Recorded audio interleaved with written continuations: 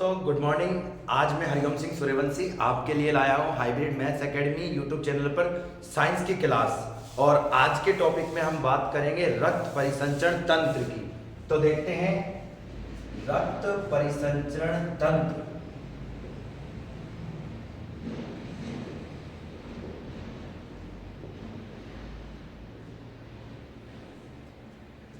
क्योंकि रक्त परिसंचरण तंत्र एक बायोलॉजी का टॉपिक है, तो रक्त परिसंचरण तंत्र की जो शाखा है विज्ञान की, वो रक्त परिसंचरण तंत्र किसमें अध्ययन किया जाता है, सबसे पहले अपन उसके बारे में बात करते हैं, और वो है आपका कार्डियोलॉजी। और क्योंकि रक्त परिसंचरण तंत्र में हृदय के बारे में सबसे ज्यादा मोस्टली बताया गया है, क्योंकि रक्त परिसंचरण करने वाला सबसे प्रमुख अंग होता है हमारा हृदय, हमारा हार्ट। तो आज की क्लास में हम लोग हार्ट की बात करेंगे, और हार्ट आप एक स्पेशली एक ऐसे तरीके से आप जानेंगे जो कि एक ऐसा तरीका है कि आपको बहुत उसी डायग्राम से ही सारा कंप्लीट जो कंसेप्ट है वो क्लियर हो जाएगा। तो देखते हैं।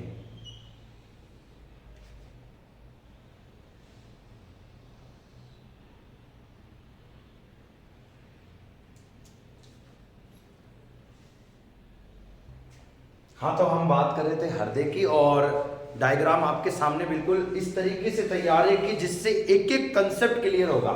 अब सबसे पहले तो आप खुद अपने आप से एक सवाल करें कि इसमें कौन सा हिस्सा तो दायां है और कौन सा हिस्सा बायां है। तो दोस्तों देखते हैं, सबसे पहले अपन बात करते हैं कि दायां भाग कौन सा है, बायां भाग कौन सा है। वास्तविकता में हम देखें तो हमारा दायां भाग जो आप सोच रहे हो वही होगा, लेकिन क्या आप दिल खुद का देखते हो? नहीं, दिल हम हमेशा सामने वाले का देखते हैं, हृदय हम हमेशा सामने वाले का देखते हैं। चाहे अगर हम आईने में भी खुद को देख रहे हैं तो भी दायां बायां बदल जाता है। इसलिए यूं मानिए कि आपके सामने ये जो हृदय है इसका भी दायां बायां बदल गया है, और ऐसी कंडीशन में दायां भाग तो आपका ये वाला होगा और बायां भाग आपका ये वाला होगा। और इसमें हम बात करते हैं कि आलिंद कौन से होते हैं, निलय कौन से होते हैं, क्योंकि मानव हृदय 4 प्रकोष्ठों में बटा होता है। उसमें से आलिंद कौन से, निलय कौन से, बहुत बार कंफ्यूजन के चक्कर में आप पड़े रहते हो, तो आपकी कंफ्यूजन को बिल्कुल क्लियर कर देते हैं। ये जो आगे का भाग है ये होता है आलिंद, और जो ये नीचे का भाग है ये होता है आपका निलय। और इसी तरह यहां वाला भाग भी आलिंद होता है, अर्थात 2 आलिंद और 2 निलय होते हैं हमारे हृदय में। अब ये तो हो गया आपका दायां आलिंद और ये हो गया दायां निलय, और इसी तरह ये हो गया आपका बायां आलिंद और ये हो गया आपका बायां निलय। बात करते हैं कि 4 भाग हो गए आपके आलिंद और निलय के, और इसके बाद हम देखते हैं कि एक लाइन मैंने दिल के ऊपर ही बनाई हुई है, हृदय के ऊपर ही बनाई हुई है। ये आपका होता है हृदय आवरण, और इस हृदय आवरण को ही कहते हैं पेराकार्डियल झिल्ली। पेराकार्डियल झिल्ली।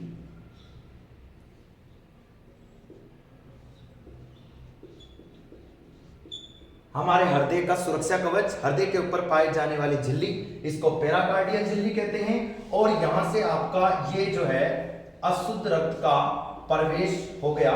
ये अशुद्ध रक्त, मैं यूं कह सकता हूं कि ये अशुद्ध रक्त दरअसल CO2 वाला है, और ये CO2 वाला रक्त हमारे हृदय में प्रवेश करता है। कौन से? दाएं आलिंद भाग से। इसके बाद यहां पर ये है आपके त्रिबलनीय कपाट, जिन्हें ट्राइक्यूस्पिड बाल भी कहते हैं, त्रिबलनीय कपाट। यहां से हमारा रक्त निकल करके और फिर दाएं निलय में जाते हुए और यहां चले जाता है फेफड़ों में, जिन्हें लंग्स, फुफ्फुस भी कहेंगे। और यहां फेफड़ों के माध्यम से, फेफड़े जो कि श्वसन तंत्र का मुख्य भाग है, यहां से O2 तो प्रवेश करती है, O2 in and CO2 out, CO2 चली जाएगी बाहर। देन इसके बाद बात करते हैं कि ये रक्त हो गया हमारा O2 वाला। कौन सा हो गया? O2 वाला। ये वापस, क्योंकि हृदय में 2 बार फिल्ट्रेशन होता है, मनुष्य के रक्त परिसंचरण में पाया जाता है दोहरा परिसंचरण। इस चित्र के माध्यम से, क्योंकि आपने कई बार एक, तो इस डायग्राम के माध्यम से, क्योंकि आपने सिर्फ आज तक किताबी ज्ञान देखा, किताबी डायग्राम देखा, लेकिन ये हमारा डायग्राम जो है कंसेप्ट क्लियर करने वाला डायग्राम है। आपको पता लगेगा कि 2 बार फिल्ट्रेशन भी दिख रहा है, 2 बार परिसंचरण दिख रहा है, और O2 वाला जो रक्त है वापस हृदय में प्रवेश कर रहा है, और हृदय में प्रवेश कर रहा है बाएं भाग से, और बाएं भाग के बाएं आलिंग से। यहां से यह रक्त हमारे हृदय में प्रवेश करके जो ये द्विबलनीय कपाट है, द्विबलनीय कपाट, इसमें से गुजर के और बाएं निलय में आकर के और फिर यहां से बाहर निकलेगा। लेकिन इस बार जो ये रक्त परिसंचरित हो रहा है ये है O2 वाला, जबकि दाएं भाग में ये CO2 वाला था। बाकायदा आप 2 बार रक्त परिसंचरण देखेंगे इसमें, और इसके बाद बाएं निलय से हमारा रक्त बाहर निकल के, मैं यूं कह सकता हूं कि ये हमारी कोशिकाएं हैं, या ये हमारे कोशिकाओं से मिलकर बने हुए अंग हैं, ऊतक हैं, और इन अंगों पर हमारा जो रक्त है वो पहुंचा। अब आप सभी को पता है कि कोशिकाओं पर एक भोजन निर्माण की ग्लूकोज के अपघटन की क्रिया होती है, जिसके दौरान O2 तो यूज आ जाती है और CO2 मेक हो जाती है। दरअसल हम एक हार्ट स्टडी करते हैं तो हमको यही पता नहीं होता कि O2 तो कहाँ उपयोग आ रही है और CO2 यूज कहाँ हो रही है। ऐसा थोड़ी ना है कि हमारे शरीर में CO2 भरी हुई है जो कि निकल करके आएगी, ऐसा नहीं है। दरअसल ग्लूकोज का अणु जब टूटता है तो CO2 मेक होती है और O2 यूज हो जाती है। देन आगे बात करते हैं हम लोग कि ये अब ब्लड जो वापस बाहर निकलेगा CO2 वाला हो चुका है, और ये CO2 वाला रक्त अब वापस किस में पहुंच जाएगा, वापस हमारे हार्ट्स में इस तरह क्रम से पहुंच जाता है। तो ये रक्त वापस CO2 वाला पहुंचा, अब ये अशुद्ध रक्त है, और अशुद्ध रक्त फेफड़ों में जाकर के वापस उसी तरह फिर हृदय में जाकर के और कोशिका में जाकर के क्रिया करता है। तो ये तो थी हमारा हार्ट में जो ब्लड का जो सर्कुलेशन है, जो परिसंचरण है, उसकी प्रोसेस। अब बात करते हैं हम इससे जुड़ी हुई कुछ विशेष बातों के बारे में। तो देखो, ये हृदय में एक प्रकार की आवाज आती है। कई बार डियर स्टूडेंट्स, आप लोग कंपटीशन एग्जाम्स में कई क्वेश्चनों को गलत कर देते हैं। वो किस तरह गलत करते हैं? एग्जामिनर पूछता है कि कपाटों के खुलने से कौन सी आवाज आती है, तो आप खुद सोचिए। कई बार आप यूं लिख के आते हैं कि भाई हृदय में से तो लप डप की आवाज है, तो हम लोग लिख के आते हैं लप डप, लेकिन ऐसा नहीं है। कपाटों के खुले होने की स्थिति में कोई आवाज नहीं आती। दरअसल जब ये त्रिबलनीय कपाट, ये कपाट जब बंद होते हैं उस दौरान आवाज आती है हमारे हृदय से लप की, त्रिबलनीय कपाटों के बंद होने से। दूसरी बात, जब द्विबलनीय कपाट बंद होते हैं तो कैसी आवाज आनी है? तब आती है डब की। और स्टूडेंट्स, इसी को आप लब एंड डब बना देते हो, लब और डब की आवाज। और जब आपका सवाल बने कि कपाटों के बंद होने से कैसी आवाज आएगी, तो कपाटों के बंद होने से आवाज आएगी लब और डब की, क्योंकि उसने कपाटों के बोला, दोनों कपाटों की बात करी। जब वो बात करे कपाटों के खुलने से तो कोई आवाज नहीं आती। इसी तरह आगे बढ़ते हैं। अगर आपसे पूछ ले कि असामान्य स्थिति में, आपसे पूछ ले असामान्य स्थिति में कैसी आवाज आएगी, तो असामान्य स्थिति में हृदय से आवाज आती है, मर मर की आवाज आने लगती है। अब बात करते हैं हम लोग धड़कनों की, हृदय में होने वाली धड़कनों की। तो हृदय में धड़कन जो होती है, मनुष्य के हृदय में धड़कन की बात करें तो 1 मिनट में 70 से 72 बार दिल धड़कता है। अगर छोटे बालक की बात करें, छोटे बच्चे की बात करें, तो 1 मिनट में 140 से 144 बार दिल धड़कता है। अगर हम इसी के साथ बात करें नवजात शिशु की, तो 1 मिनट में 156 बार दिल धड़कता है। अगर बात करें भ्रूण की, तो 1 मिनट में 180 बार हृदय धड़कता है। तो ये तो बात हुई मनुष्य में, लेकिन अगर सवाल आ जाए कि सबसे ज्यादा बार किसका दिल धड़कता है, तो वो आएगा आपके छछूंदर।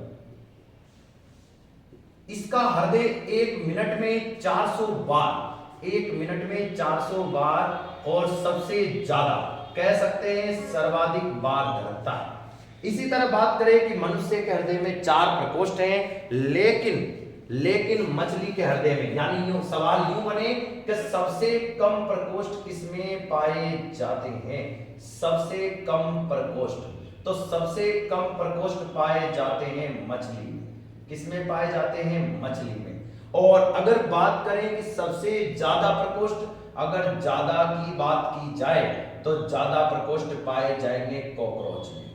इनकी संख्या भी आप लोग नोट कर सकते हैं। मछली में प्रकोष्ठ पाए जाएंगे 2 और कॉकरोच में प्रकोष्ठ पाए जाएंगे 13। इस तरह हम देखते हैं कि इनमें प्रकोष्ठों की संख्या सबसे कम मछली में 2 और कॉकरोच में 13 होती है। मनुष्य के हृदय में 4 होती है। अगर धड़कनों की बात करें तो धड़कनें आपके सामने हैं। ये आपके स्वस्थ मनुष्य की है, ये बालक की है, ये नवजात शिशु की है और ये भ्रूण की है। और सबसे ज्यादा बात करें तो ये छछूंदर की है। बात करते हैं कि धड़कनों की माप किससे की जाती है, तो धड़कनों की माप की जाती है स्टेथोस्कोप से। जो डॉक्टर के पास होता है स्टेथोस्कोप, उससे जांच की जाती, उससे माप करेंगे। हृदय की धड़कनों की अगर जांच की बात करें तो जांच की जाती है ईसीजी से। जो वो एक जो है डॉक्टर के पास जब हृदय की जांच की जाती है तो वो लाइनों वाला डायग्राम होता है। हम लोग कभी कभार हॉस्पिटलों में देखते हैं कि वो लाइनें चलती रहती हैं, टेढ़ी तिरछी लाइनें चलती रहती हैं। उससे पता लगता है कि हृदय जो है किस तरह काम कर रहा है, हृदय की धड़कनें किस तरह काम कर रहा है। इसकी फुल फॉर्म है इकोकार्डियोग्राम। इससे हृदय की धड़कनों की जांच की जाती है। और स्टेथोस्कोप किस सिद्धांत पर काम करता है, देखो कंपटीशन एग्जाम का मतलब ही यही है कि हम हर छोटे से छोटे क्वेश्चन को पकड़ के चले, हर छोटे से छोटे क्वेश्चन को जांच के चले। जब युद्ध में जाते हैं तो बड़े हथियारों के साथ छोटे हथियारों का होना भी आवश्यक है। पता नहीं कब किसकी जरूरत पड़े, तो हम इसमें से एक छोटा सा क्वेश्चन आपके लिए बनाते हैं।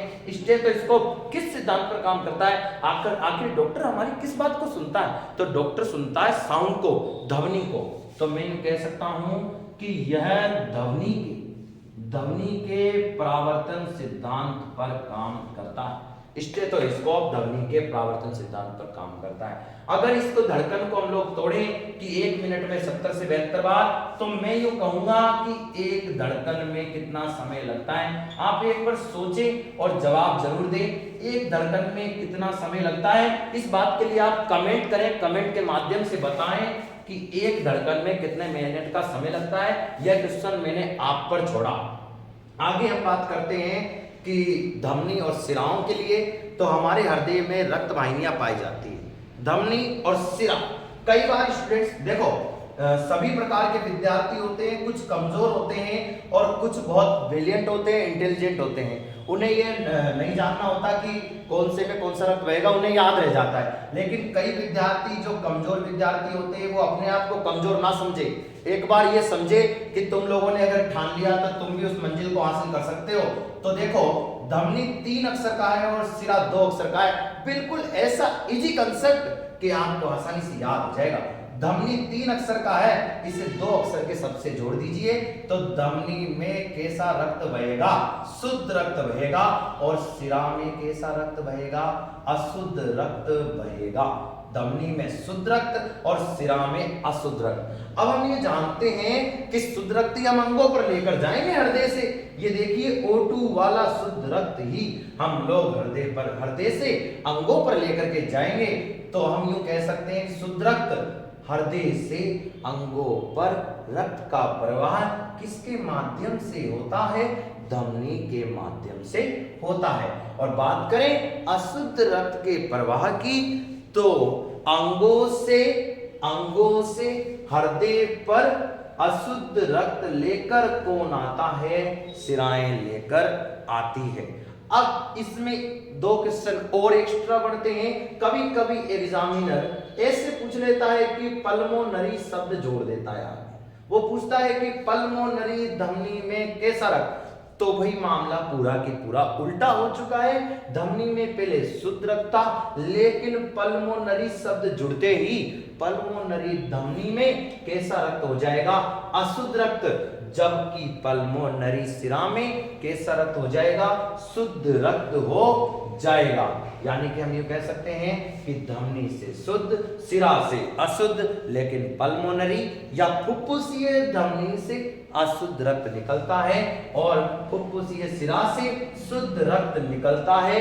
और इसके बाद बात करें कि धमनी हमारे शरीर में जो सबसे बड़ी धमनी होती है उसको कहते हैं महाधमनी, सबसे बड़ी सिरा होती है उसको कहते हैं महासिरा। और धमनी में अब बात करें कि रक्त दाब किससे मापेंगे भाई, तो देखिए धमनी में होता है शुद्ध रक्त जो कि तेजी से बहता है, तो परिभाषा ही यही बनती है रक्त दाब की। कई बार स्टूडेंट से पूछा जाता है रक्त दाब किससे मापा जाता है, जब डॉक्टर मापता है तो वो ये नहीं बताता कि धमनी है कि सिरा है, लेकिन वो क्या करता है पूरे हमारे हाथ पर जो है एक पट्टा लपेट देता है और उस जो कपड़े का जो वो बना हुआ पट्टा होता है उससे ये समझते हैं कि हाँ भाई रक्त तो जो है धमनी और सिरा दोनों से ही माप रहा है रक्तदाब तो, लेकिन ऐसा नहीं है। जो रक्त का प्रेशर है, रक्तदाब है, वो धमनी में होता है। तो हम ये कह सकते हैं कि रक्तदाब किससे मापा जाता है, धमनी से मापा जाता है। और रक्तदाब मापा जाता है हमारे स्फिग्नोमेनोमीटर से। किससे मापा जाता है, स्फिग्नोमेनोमीटर से। और स्फिग्नोमेनोमीटर से हमारा रक्तदाब मापा जाता है और रक्तदाब होता है 120 से 80 mmHg। Hg का मतलब जो स्फिग्नोमेनोमीटर में जो पाठ्यांक नोट किया जाता है वो Hg है, पारा है, मरकरी है। पारा एक तरफ धातु है। तो अब बात करते हैं सिस्टम से, तो मैं यूं कह सकता हूं कि सिस्टोलिक रक्तदाब तो कितना होता है 120 और डायस्टोलिक रक्तदाब कितना होता है 80 होता है। रक्तदाब को सबसे पहले डॉक्टर हेल्स द्वारा घोड़ी से मापा गया। तो आप लोग 3 वैज्ञानिकों के नाम याद रखेंगे। एक तो रक्त परिसंचरण तंत्र के जो है रक्त परिसंचरण तंत्र की खोज की थी विलियम हार्वे ने। किसने की? विलियम हार्वे के द्वारा की गई। और आगे बात करें ईसीजी की खोज किसके द्वारा की गई? डॉक्टर इन्थेवॉन के द्वारा की गई। और सबसे पहले रक्तदाब किसके द्वारा मापा गया? तो रक्तदाब मापा गया डॉक्टर हेल्स के द्वारा। अगली क्लास में हम आज की क्लास में हम इतनी बात करेंगे क्योंकि बहुत आप जब इस डायग्राम के एक एक कंसेप्ट पर जाएंगे तो आपको इसमें बहुत सारी जानकारियां मिलेंगी और इसकी अगले भाग में इसके आगे की स्टडी हम लोग करेंगे हृदय से जुड़ी हुई। आप लोगों को यह वीडियो कैसा लगा इसके लिए बताएं और एक सवाल का जवाब देना ना भूलें जो आपसे मैंने पूछा कि एक बार धड़कन में यानी कि हृदय की एक धड़कन में कितना समय लगता है, इस बात का जवाब आप कमेंट करके दें। यह वीडियो आपको कैसा लगा और क्या आपने इस तरह का कंसेप्ट पहले भी कहीं देखा या आपने पहली बार देखा? इस तरह आपको यह जो दिल का स्टडी है, हार्ट स्टडी है, इसके माध्यम से आपको कौन कौन सा कंसेप्ट क्लियर हुआ, इस तरह आप लोग जो है हमारे YouTube के माध्यम से कमेंट करके जरूर बताएं और ज़्यादा से ज़्यादा चैनल को सब्सक्राइब करें जिससे आपको और अधिक क्लासें मिल सकें और अधिक क्लासें आप लोग ले सकें। Thank you.